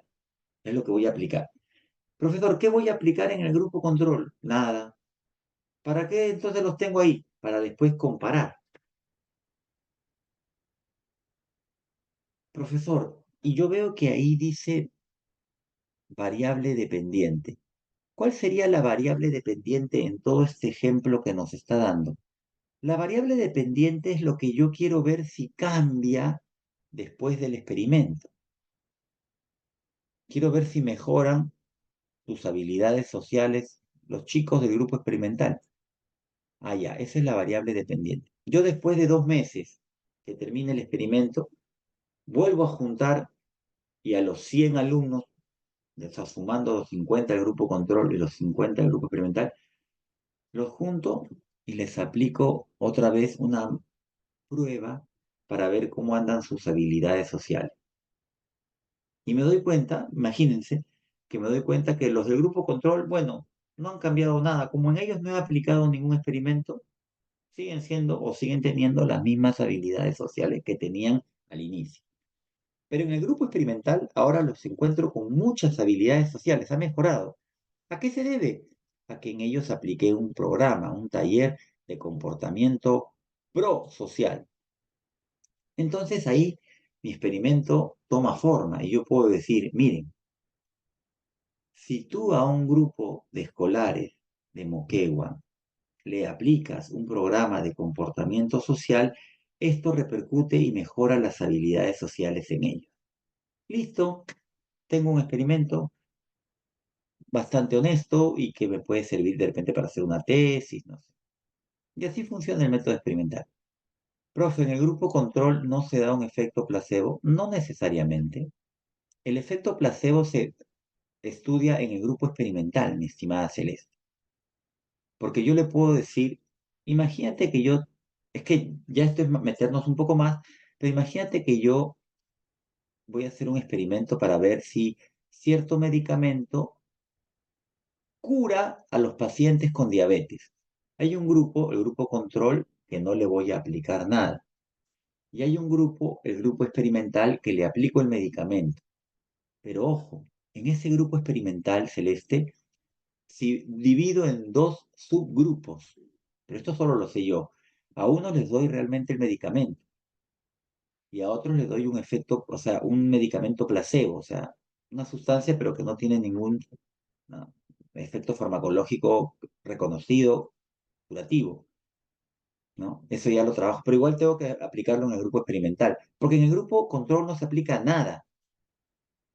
No, ninguna mentirita, ningún efecto, nada, no se aplica nada, simplemente se mide para métodos, para formas comparativas, nada más. Lo placebo se aplicará en el grupo experimental, que es un tipo de, de experimento, ¿no? ¿Entiendes? Profe, entonces la variable dependiente es la consecuencia de la variable independiente. Claro, la consecuencia, tú entiendes que consecuencia es al final, ¿no? Pero recuerda que la variable dependiente, que yo quiero ver si varía después de la aplicación de la variable independiente, yo desde un inicio del experimento ya la estoy evaluando. Porque yo antes de comenzar el experimento, a los dos grupos le aplico una prueba para ver cómo andan sus habilidades sociales. Y después le aplico una prueba al terminar el experimento. La variable dependiente, sí, probablemente tenga consecuencias después de la aplicación de la independiente, pero quizá no. Ojo, en un experimento puede ser que no. Imagínense que a mí me dicen, profesor, ¿qué pasa si a los adolescentes los hacen jugar demasiadas horas Fortnite? Se pueden alterar o pueden volverse medio tontos. Bueno, hay que demostrarlo en un experimento. De repente, junto a un grupo de muchachos y no el grupo control, ya nada. Y el grupo experimental los hago jugar 2 horas al día a Fortnite. Y me doy cuenta después de 3 meses que no han perdido capacidades cognitivas. Entonces yo digo, no hay un impacto de la variable independiente y puedo concluir, el jugar Fortnite no disminuye las capacidades cognitivas de los adolescentes. Y no hubo un impacto. Entonces hay que hacer el experimento. Profe, hay variables de control. Claro, las variables de control son las condiciones que tú estableces en un experimento. Por ejemplo, este experimento no lo estoy haciendo en adultos, sino en escolares de Moquegua. Ya, esas son las variables de control. Las condiciones que tú estableces en tu población o en tu muestra para lo que va a ser tu estudio. Esas son variables de control. Ojo, eso ya se va a nivel de la universidad. Y cuando James me pregunta, profesor, ¿existen variables extrañas? Claro, ya esto es un poquito más, pero una variable extraña es cuando sucede algo en el experimento que puede alterarlo. Por ejemplo, mi estimado James, imagínate que yo estoy haciendo un experimento con 100 niños, ¿no? 50 en el grupo control y 50 en el grupo experimental. Y después de unos 10 días, un niño se muere. Ahora ya no son 50, son 49. A esto se le considera una variable extraña, una situación extraña que puede interferir o incluso perjudicar el estudio. Por suerte ya se establecen ciertos métodos como para reducir o tratar de disminuir las variables extrañas. Es muy difícil llevar un experimento con situaciones extremadamente controladas si a su vez tú trabajas con observación natural, ¿no? Hay que adaptarse. Grisel me pregunta, profesor, ¿cuál es la diferencia entre el grupo de control y experimental? Que al grupo control no le aplico el experimento y al grupo experimental sí le aplico el experimento. Esa es la diferencia nada más. A uno no le aplico nada y a otro sí. Profe, ¿y para qué no le aplica nada a ese grupo? Para después me sirva para comparar, para que me sirva para comparar. Nada más. Interesante. No, no, súper interesante. Y para mí es importante que ustedes entiendan esto. No tanto porque sea complejo, sino porque esto les va a servir a ustedes en la universidad. Porque en la universidad esto se estudia, metodología, uff, metodología se estudia, eh, sobre todo cuando tengan que hacer sus investigaciones o sus tesis, ¿no? Muy interesante, mis queridos alumnos. Antes de pasar alguna pregunta más con respecto a métodos de investigación, me interesa mucho que quede claro. Con confianza, pregunten.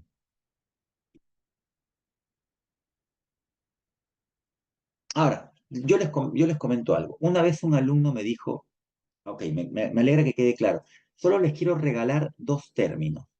Una vez me dijo, profesor, yo he leído por ahí el término método longitudinal. Ah, muy buena pregunta. Un método, a ver, un estudio longitudinal o el método longitudinal, pues la palabra te lo dice, no te vas a tener que asustar. Habla de longitud, o sea, habla de lo largo. Cuando yo hago un experimento longitudinal, me refiero a que yo tengo que hacer un experimento a lo largo del tiempo. Por ejemplo, imagínense, chicos, que yo quiero ver cuáles son los cambios en el lenguaje, en el ser humano, de los 2 años a los 8 años. Ustedes entenderán que un pequeño de 2 años dice muy pocas palabras. A los 8 años dice miles de palabras. Ya. Una forma podría ser estudiar a un niño desde que tiene 2 años hasta que tiene 8 años. Ahora, el tema es que esto me va a demorar 6 años, ¿no? ¿Me entienden? Ahora, el método longitudinal es bien bacán porque me permite estudiar un caso a lo largo del tiempo. Ahora, pero lo bueno es que me permite tener de primera mano un caso bien estudiado. Lo malo es que me demora mucho tiempo. Un método longitudinal es como un gol en el que el jugador se lleva a todos desde su cancha hasta el otro arco y mete gol. Es un golazo, pero es muy difícil. Ahora, entonces, ¿qué hago? Me dicen, profesor, en vez de estudiar a un niño de 2 años hasta que llegue a los 8, mejor estudia a uno de 2, a uno de 3 años, a uno de 4, a uno de 5, a uno de 6, a uno de 7 y a uno de 8 y compárelos. Y los estudia a todos en el mismo momento. Ya no sería un estudio longitudinal, sino a esto se le llamaría un estudio, como dice Migumi, un método transversal. Transversal es cuando estudias un fenómeno psicológico en un determinado momento del tiempo. Pero si quiero estudiarlo a lo largo del tiempo, es longitudinal. ¿Ok? Ebert me pregunta, profesor, ¿podría volver a explicar el método correlacional? Muy sencillo, Ebert. Solamente para volver a él. Vamos a... El método correlacional es cuando tú tratas de hallar relación entre dos temas. Yo quiero ver, Ebert, si ser pobre significa ser violento. Entonces veo todos los casos de pobreza que hay y todos los casos de violencia familiar. Y veo, profesor, me he dado cuenta que es un ejemplo nomás. A mayor pobreza, mayor violencia familiar. Hay una relación de repente. Ya, eso se le dice estudio correlacional. Cuando tratas de hallar relación. Te doy una pista, un regalo, Ever. San Marcos no pregunta método correlacional porque es muy fácil. Te pongo un ejemplo. Te dicen, la investigación, como está en el ejemplo, ¿no? Relación entre bagaje léxico y la comprensión. ¿Qué método utiliza? Cuando ya ves que dice relación, automáticamente marcas método correlacional. Esa es la pista. Por eso a veces San Marcos no pregunta método correlacional, porque al decir relación ya la mayoría marca, ya, pues, si dice relación es correlación. Claro, como dice Paola, el método longitudinal demora más, pero es más preciso. Sí, pero demora más. Exactamente, demora más. Ajá, muchachos. Vea lo que dice acá. Hasta la próxima semana. No tanto así. Falta algo. ¿Qué falta? Ajá. Vamos a ver las preguntas. Voy a compartir con... Exacto. Espérense un segundo que voy a compartir las preguntas. Ustedes dijeron, ya me libré. No. Falta ver las preguntas, que ahorita las voy a compartir con ustedes.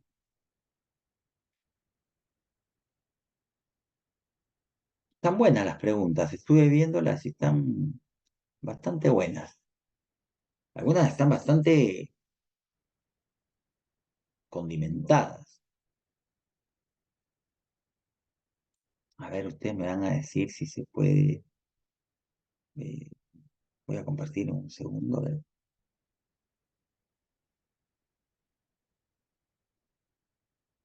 Ahí que dice en el chat, se pasó rápido la clase. Sí, se pasó rápido la clase.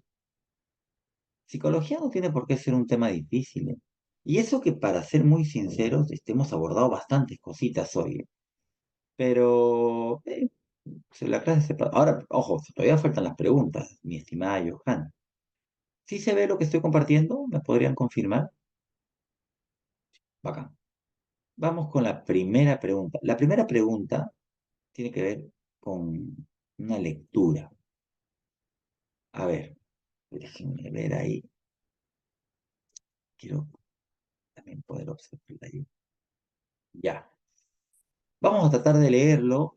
A ver, chicos, mm, un minuto, ya, un minuto y medio para leer, para todos tener esta lectura, por favor. Presten atención, vamos a estar en silencio, un minuto y medio para esta lectura. Ya, un minuto y medio, vamos a leer.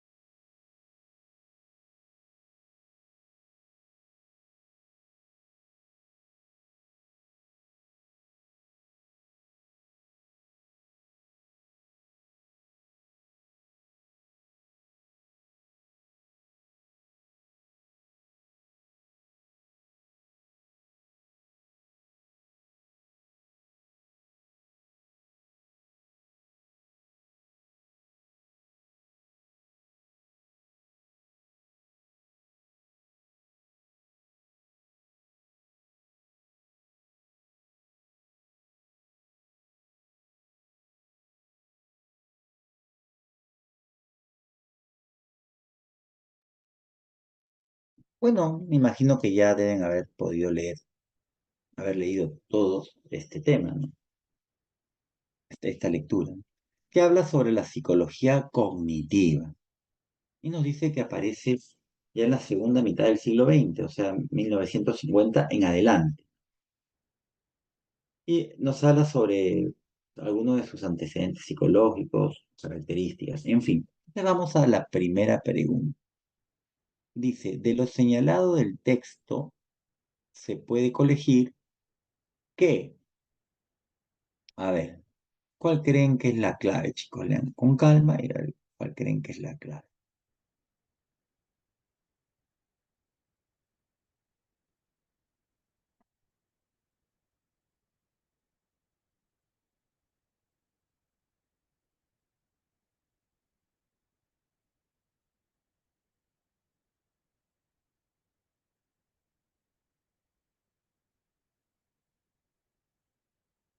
Ahí veo B, A,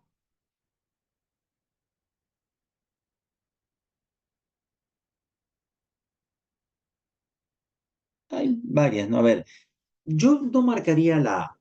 O sea, el conductismo no fue determinante para el DEF, porque el conductismo va solo a la conducta. La mayoría está marcando la D, es la clave que yo también marcaría. El cognitivismo le llegó a brindar relevancia a los procesos biológicos como base elemental de la actividad mental. Sí, porque el cognitivismo apela o apunta mucho, pues obviamente a lo que es actividad mental. Em, la letra D sería la mejor respuesta en la uno, ¿ok? Ojo que esta es una pregunta, eh, vamos a decirlo así, de tipo difícil. ¿Ah? Esta pregunta es de tipo difícil. La B, ¿por qué con el desarrollo del cognitivismo se desarrolla en paralelo a las neurociencias? No necesariamente fueron paralelos. El cognitivismo sí se desarrolló paralelo a las ciencias de la informática. Eso sí fueron de la mano. Pero con las neurociencias no. Más bien las neurociencias después han servido para explicar la base del cognitivismo. Pues la E no tiene asidero porque el que se apoya en la explicación y la precisión del comportamiento o de la conducta, que es lo mismo, es el conductismo, no el cognitivismo. O sea, la E sería válida si en vez de decir lo que caracteriza el cognitivismo, diría lo que caracteriza el conductismo. Ahí sí. Ahora, la 2 dice, de acuerdo con el texto, ojo, vámonos al texto, ¿eh? La actividad central del cognitivismo se funda en, ¿cuál creen que es la clave?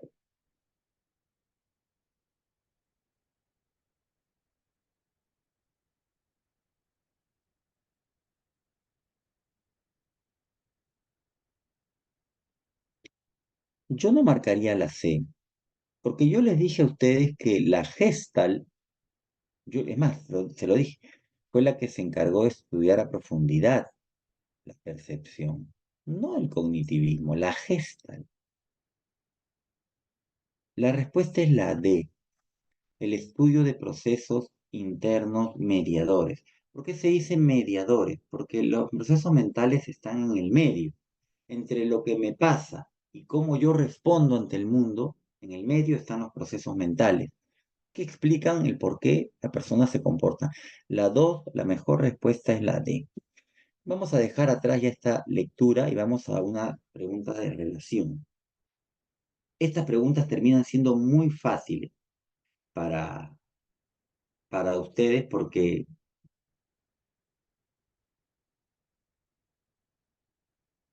uno a veces no sabe todo, pero con un par de relaciones ya termina encontrando la clave. ¿Cuál es la clave?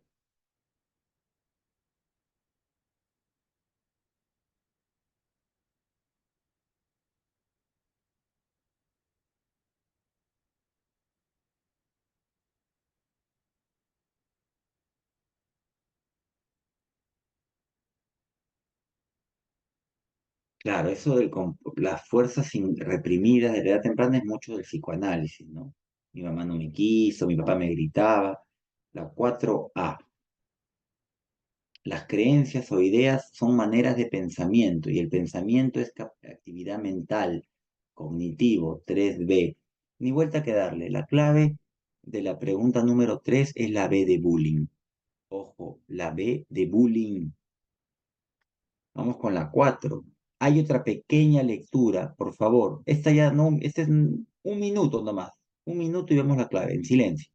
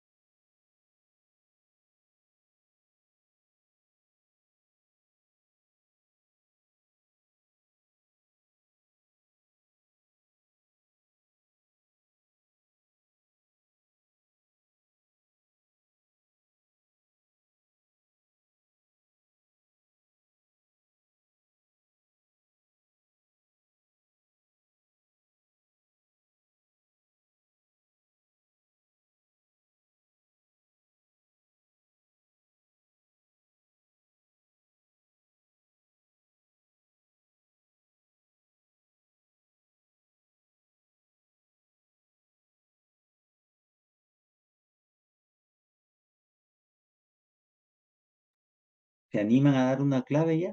¿La 4?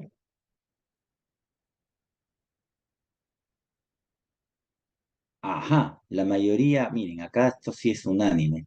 La 4, la D, claro, ¿no? Las explicaciones de la conducta que carecen de susceptibilidad a la medición, objetividad y control. Aquí sí hay unanimidad. 4D, perfecto. Muy bien, chicos, ¿eh? Vamos entonces ahora con la 5. Habla sobre Daniel, un adolescente que tiende a responsabilizar a los demás sobre su mal comportamiento o malas decisiones. Al acudir a terapia, el terapeuta le señala que si no llega a encontrar un verdadero sentido a su vida, es probable que llegue a vivir una vida improvisada, la cual se caracterizaría por más frustraciones y decepciones. De lo afirmado se puede señalar con respecto a los enfoques psicológicos. ¿Este terapeuta de qué enfoque es? Ahí está. ¿Qué enfoque creen que es?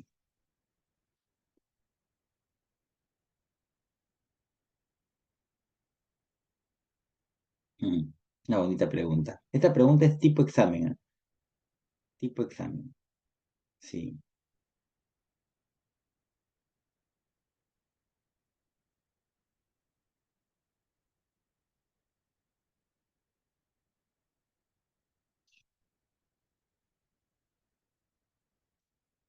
¿Cuál es la clave? Les doy una pista. Es humanista este psicólogo. Es humanista. Pero la respuesta no es la B, es la C, ¿no? Ahora, ¿saben por qué no es la B? O sea, la B fue puesta esa alternativa para confundir a varios y veo que sí se confundieron. Porque ahí dice perspectiva holística. Y perspectiva holística, ustedes han marcado la B muchos y ni siquiera saben qué es perspectiva holística y no me han preguntado tampoco. Claro, perspectiva holística, como dice Snyder o Dana, es de la Gestalt. Holo significa todo, así te lo digo. Holo es un prefijo que significa todo. Perspectiva holística significaría, vamos a traducirlo así, perspectiva totalizadora. Y el enfoque, vamos a decirlo así, o escuela psicológica que abordaba los fenómenos desde el punto de vista holístico era la Gestalt. Te pusieron en la letra B humanismo para que te confundas y holístico, o sea, humanismo para que te confíes y holístico. Profe, pero humanismo no recibe influencia de la Gestalt. Bueno, el humanismo recibe influencia de muchas cosas, del existencialismo, de la logoterapia existencial, de la fenomenología, de muchas cosas, pero no por eso vamos a tomar un término que está ligado a la Gestalt. En cambio, la C sí es un tema completamente humanista, ¿no? El sentido real del sí mismo. Esto sí es muy humanista. Y esa es la clave, la letra C.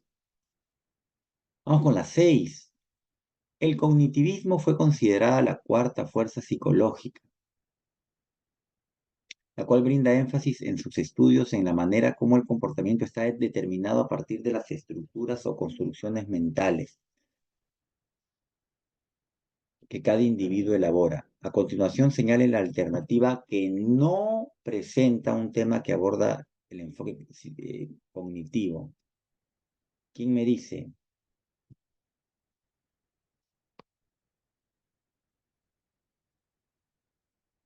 ¿Cuál es la clave de las 6?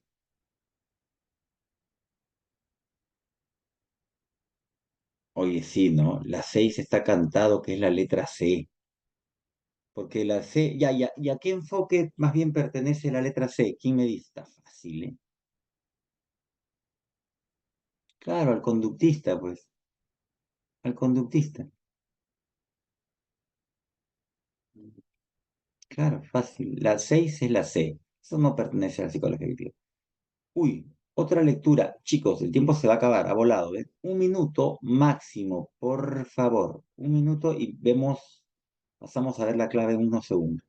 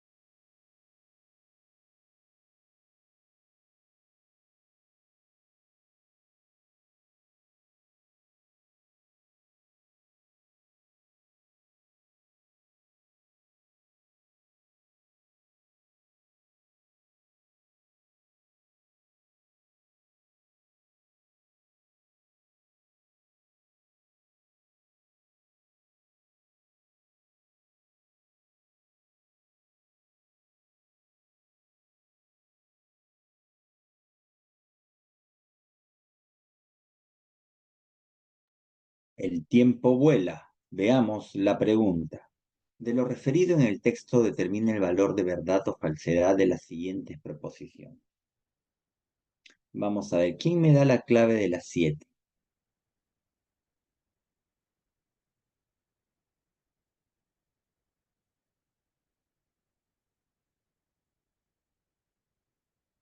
Bueno, las experiencias tempranas de la vida rigen el comportamiento del sujeto. Está, tiene hasta cierto punto esto, pero yo no sé si rige, ¿no? Influye sí, pero no rige. Ojo, por favor. Influye sí, pero no rige. Aparte del texto, o sea, eso está bien con el psicoanálisis, pero no necesariamente se infiere eso del texto, ¿ya? Yo acá no pondría verdadero exactamente porque no se infiere del texto. El 2 sí es verdadero y el 3 también. Mejor respuesta en la 7 sería la E de enamorado. Esa sería mejor respuesta. Ahora la 8, sí, 7 E de enamorado. 8. De lo señalado en el texto se puede colegir que, hay un espacio, respecto al psicoanálisis. ¿Qué se puede colegir?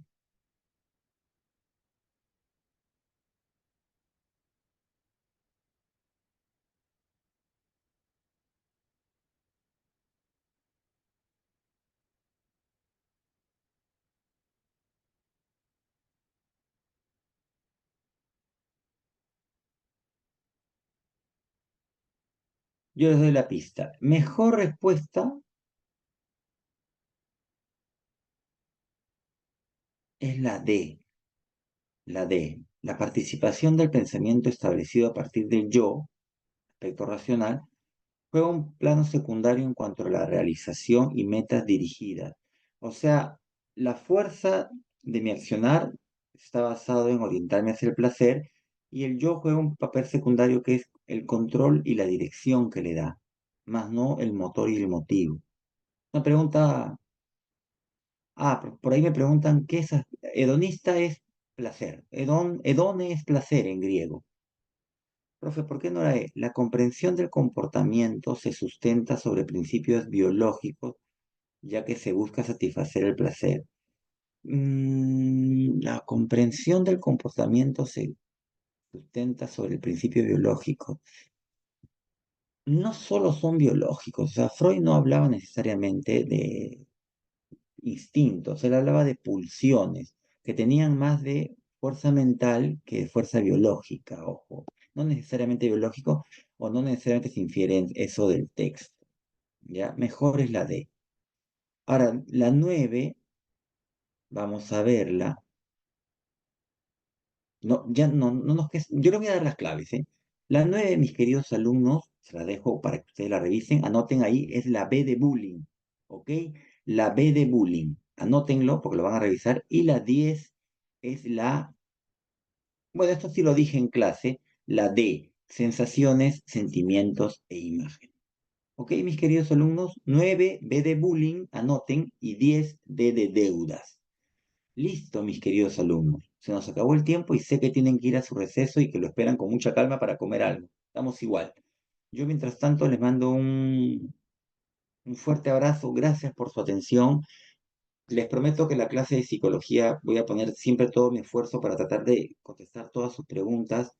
Siempre hay dudas, pero ahora les toca también a ustedes, ¿no? Investiguen, pongan de su parte.